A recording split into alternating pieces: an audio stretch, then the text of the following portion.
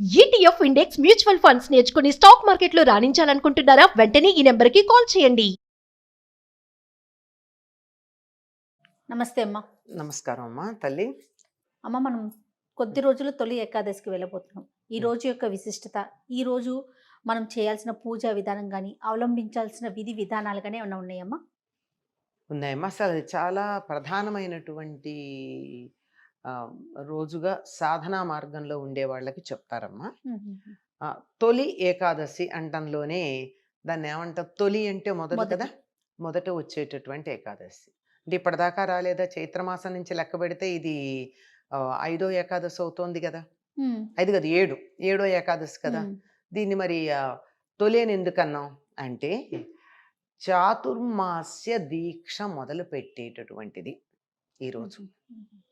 మనకి ఉత్తరాయణము దక్షిణాయనము అని చెప్పి 2 అయనాలు ఉన్నాయి. సూర్యుడు మనం ఇలా గనక చూసినట్టయితే భూమధ్య రేఖ మీద సరిగ్గా మధ్యలో ఉదయిస్తాడా? ఉదయించడు కదా. కొంచెం దక్షిణం వైపుకి కానీ కొంచెం ఉత్తరం వైపుకి కానీ తిరుగుంటాడు. దక్షిణం వైపు పూర్తిగా వచ్చి ఉత్తరం వైపు తిరిగేది జనవరి 14 లేక 15 తారీఖులు. తర్వాత మళ్ళీ జూలైలోకి వచ్చేటప్పటికి 13 లేక 14 లేక 15 కొంచెం అటు ఇటుగా వస్తాయి. అప్పుడు ఉత్తరం వైపు నుంచి దక్షిణం వైపు, అంటే పూర్తి ఉత్తరాన ఉంటాడు. ఇలా దక్షిణం వైపుకి ఆయన యొక్క దిశ మారుతూ ఉంటుంది సూర్యోదయ సమయంలో చూస్తే. అట్లా వచ్చేటటువంటి ఈ సమయంలో ఉత్తరాయణమేమో దేవతలకి పగల కింద, దక్షిణాయనమేమో రాత్రి కింద లెక్క పెట్టుకుంటూ ఉంటారు. అది ప్రారంభం అవుతోంది గనక అది రాత్రి మొదలవుతుంటే శ్రీ మహావిష్ణు కాలస్వరూపుడైనటువంటి శ్రీ మహావిష్ణువు నిద్రకి ఉపక్రమించటం మొదలవుతుంది. మనకి 1 సంవత్సరం గడిచేటప్పటికి దేవతలకు ఒక రోజు. అందువల్ల దక్షిణాయనం రాత్రి అనుకుంటే ఆ రాత్రి ఆయన నిద్రించటానికి మొదలు పెట్టేటటువంటి రోజుగా చెప్తారు. అది దీనికి శయన ఏకాదశి అనే పేరు కూడా ఉంది. అంటే నిద్రించటానికి మొదలుపెట్టినటువంటి రోజు. ఏం నిద్ర? ఆయన పోయేటటువంటిది యోగ నిద్ర. భగవంతుడు యోగ నిద్ర ముద్రాంకితుడై ఉంటాడు గనక సన్యాసులు మొదలైనటువంటి వారందరూ కూడా ఈ 4 నెలలు ఎక్కడికి కదలకుండా ఒక్కచోట ఉంటారు. దీనికి చాతుర్మాస్య దీక్ష అని పేరు. అంటే 4 మాసాలు ఒక దీక్ష వహించి ఉంటారు. అంటే నిరంతరం తిరుగుతూ ఉండేటటువంటి వాళ్ళు ఒకే చోట ఉంటారు. మరి తిరగకుండా ఉండేవాళ్ళు కూడా కొంతమంది ఉంటారు కదా, వాళ్ళు కూడా దీనికో నియమం పాటిస్తారు. చాతుర్మాస దీక్ష గృహస్థులకు ఒక రకమైన దీక్ష ఉంటుంది, సన్యాసులకు ఒక రకమైన దీక్ష ఉంటుంది, బ్రహ్మచారులకు మరొక రకమైన దీక్ష ఉంటుంది. ఈ 4 నెలలు, ఈ 4 నెలలు ఏమిటి? ఆషాఢమాసం గ్రీష్మ ఋతువుకు సంబంధించింది, అయినా వానలు ఉంటాయి. ఆ తర్వాత శ్రావణం, భాద్రపదం, ఆశ్వయుజం, ఇవి వానలు పడేటటువంటి రోజులు. ఆశ్వయుజానికి వచ్చేటప్పటికి వానలు తగ్గుతాయి.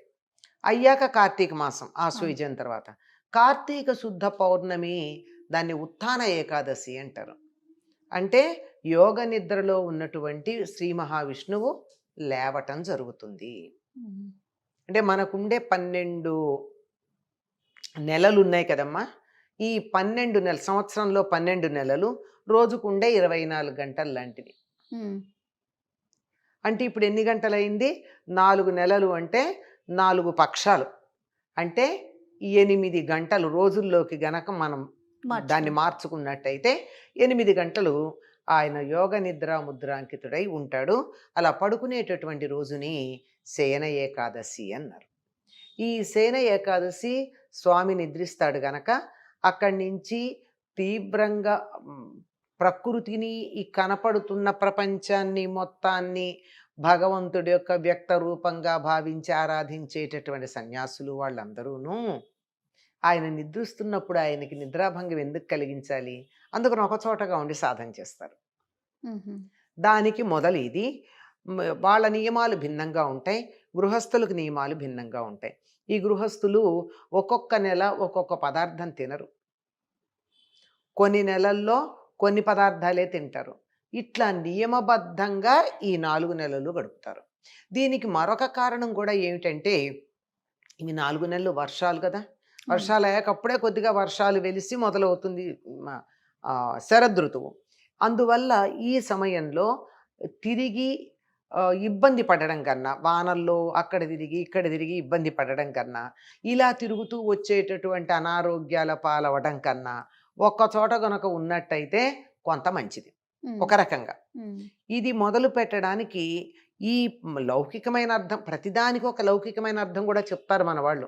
లౌకికంగా ఇలా అన్వయం చేసుకున్నా ప్రధానంగా ఉండేటటువంటిది ఏమిటంటే, కాలస్వరూపుడైనటువంటి పరమాత్మ విశ్రాంతి తీసుకునేటటువంటి సమయం.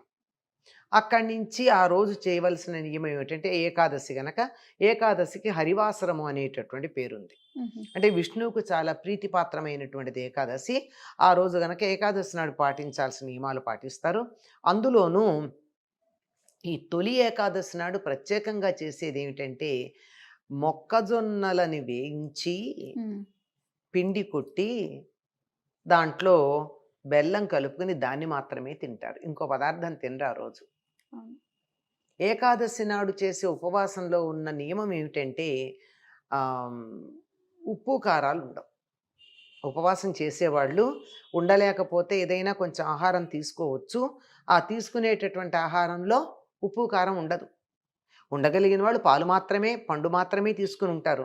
లేనటువంటి వాళ్ళు చేసేది ఇది ఏమిటంటే, పేలపిండి. మొక్కజొన్నల్ని మనం బయట దొరికే పాప్కార్న్ కాదు, ఇంట్లోనే మొక్కజొన్నలు వేయించి దాన్ని దంచి, అందులో పంచదార కూడా కాదు, బెల్లం మాత్రమే కలిపి తయారు చేసి పేలపిండి అంటాం. అది ఆ పేలపిండి చేసుకుని దాన్ని తింటారు. ఇందులో మళ్ళీ ఇది విశేషం ఏమిటి, పేలపిండి అంటే ఇప్పటిదాకా మొక్కజొన్నల్ని దాచుకున్నారు. పూర్వకాలం మనకి ఇక్కడ దొరికేటటువంటి ఆహారం వరి ఇప్పుడు బాగా పండుతోంది. ఒకప్పుడు కూడా పండింది, పండలేదని కాదు, కానీ దానికన్నా ఎక్కువగా మనకి జొన్న, మొక్కజొన్న పండేవి. జొన్నలు వీలైనంత వరకు పశువులకి, మొక్కజొన్నలు మనుషులు తినడానికి ఉపయోగించుకునేవాళ్ళు. అంటే జొన్నలు తినరని కాదు, ప్రధానంగా అలా ఉన్నది సంవత్సరం అంతా తిని, ఇక ఇవాళ వాటిని వేయించుకుని తినడం అయిన తర్వాత గింజలు నాటుతారు. ఇప్పుడు నాటితే ఎప్పటికి వచ్చేస్తాయి, భాద్రపద మాసంలో వినాయక చవితి నాటికి మొక్కజొన్న పొత్తులు వస్తాయి. ఇది ఈ తొలి ఏకాదశికి ఉండేటటువంటి ప్రత్యేకత. ఈ ఏకాదశి నాడు ఉపవాసం ఉండడం, ఉప్పు కారం లేని ఆహారం తినడం ఎందుకు అంటే, ఏకాదశి నాడు మనిషికి ఉండేటటువంటి 11 ఇంద్రియాలు ఏకోన్ముఖంగా ఉంటాయి. మా 11 ఇంద్రియాలు అంటారేమిటి? 5 జ్ఞానేంద్రియాలు, కన్ను, ముక్కు, చెవి, నోరు, చర్మం. తర్వాత 10 కర్మేంద్రియాలు, చేతులు, కాళ్ళు, ఇవన్నీ కలిపి కర్మేంద్రియాలు. వీటిని నడిపించేటటువంటి మనస్సు. ఇవి ఒకే మార్గంలో ఉంటాయి గనక మనస్సుని ఏకాగ్రం చేయడానికి వీలుగా ఉంటుంది.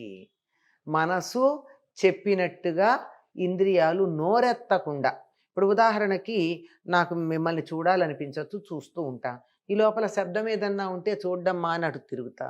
ఇంకేదో మంచి వాసన వస్తే అక్కడేదో వస్తుందని చూస్తా. అంటే ఇంద్రియాలు అలా వాటి ఇష్టం వచ్చినట్టు వెళ్ళిపోతుంటాయి, దాని మీద దృష్టి కేంద్రీకరించకుండా. ఏకాదశి నాడు అట్లా ఉంటాయి అని చెప్పి గ్రహాల యొక్క లక్షణాన్ని బట్టి మనం చెప్తారు, ఉన్న స్థితిని బట్టి.